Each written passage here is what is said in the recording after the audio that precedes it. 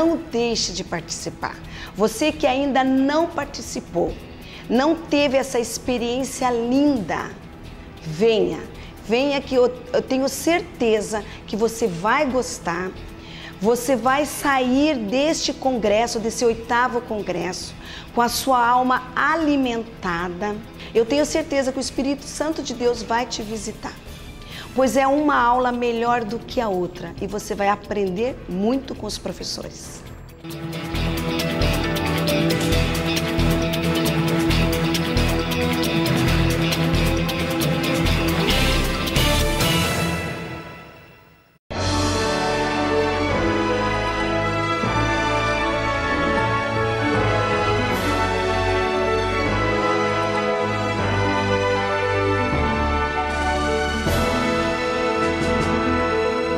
Subsídios. Lições bíblicas adultos. Lição 8. Não matarás. Meu caro professor e superintendente de escola dominical, é uma alegria estar de volta com mais um estudo da Palavra de Deus sobre os 10 mandamentos, que é o tema desse trimestre, desse primeiro trimestre de 2015. E a lição número 8 trata do 6º mandamento, não matarás. Aqui começa a série de proibições com 2 palavras em termos absolutos.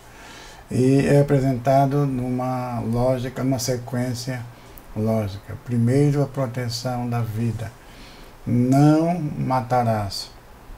Isso é importante porque há muita controvérsia sobre este mandamento, porque o mesmo Deus que diz não matarás, estabeleceu a pena de morte.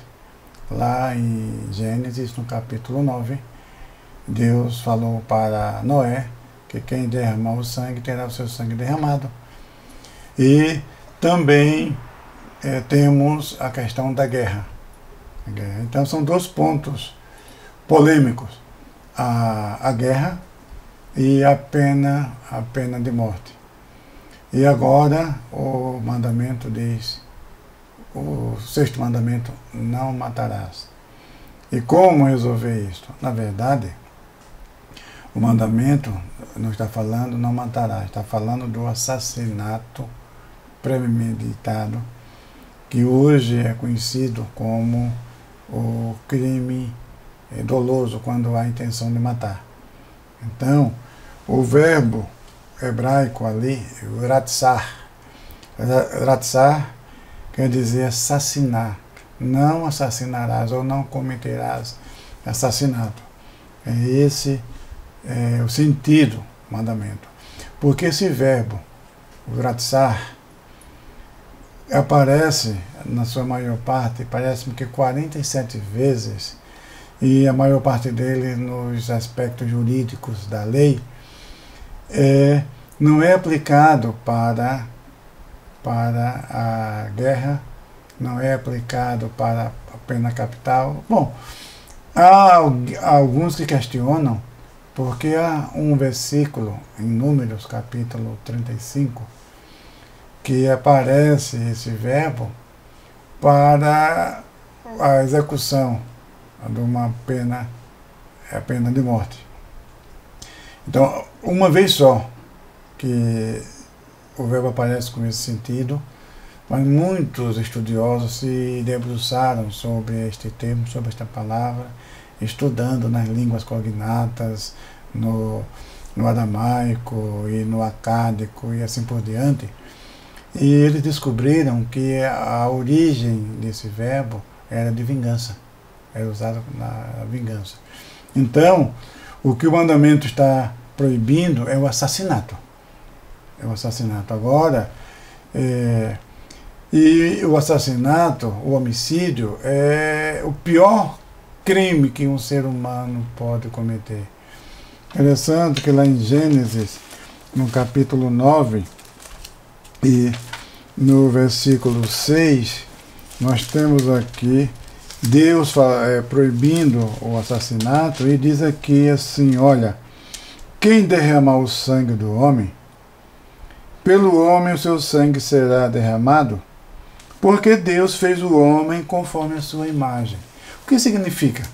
Significa o seguinte: quando se tira a vida de alguém, esse golpe é desferido contra Deus. É porque a pessoa não tem como chegar até ele.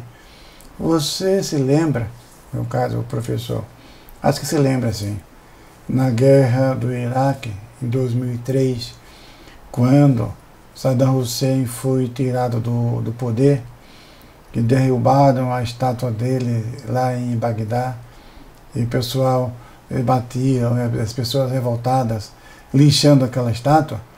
Aquela estátua ali era a imagem dele, representava Saddam Hussein. Então as pessoas faziam aquilo com aquela imagem, eles não estavam desferindo um golpe contra um bloco de pedra simplesmente. Aquilo era contra o Saddam Hussein. É que não podiam chegar nele, atacavam a imagem. Então, quando se mata, tira a vida de alguém, esse golpe é contra Deus. É isso que está dizendo aqui. É porque o homem foi feito a imagem de Deus. Então, o respeito à vida. A vida é sagrada. A vida deve ser respeitada. E somente Deus, que é o doador da vida, Ele tem autoridade para tirar a vida e ninguém mais. Agora, a questão da eutanásia e do aborto, que muitos falam que são termos polêmicos, não acho que seja polêmico. Isso não é polêmico. A Bíblia proíbe simplesmente isso. As pessoas que querem arrumar brecha, aí diz que é polêmico. Não é polêmico. A Bíblia diz que é homicídio covarde. É tirar a vida de uma criança que nem sequer ainda nasceu. Isso é um homicídio covarde. Isso é pecado, isso é crime aos olhos de Deus. Não é polêmico, é proibido. A Bíblia condena. A eutanásia também. Somente o doador da vida tem o direito de tirar a vida. Não é tema. Agora sim, a guerra é um tema polêmico. Sim, por quê? Porque se diz que todo mundo tem o direito de defender o que é seu, mas aí precisa ver se essa guerra é uma guerra justa, se é uma guerra injusta. Então isso precisa ser considerado, porque nós encontramos a guerra no Antigo Testamento e o próprio Deus é chamado de Senhor dos Exércitos.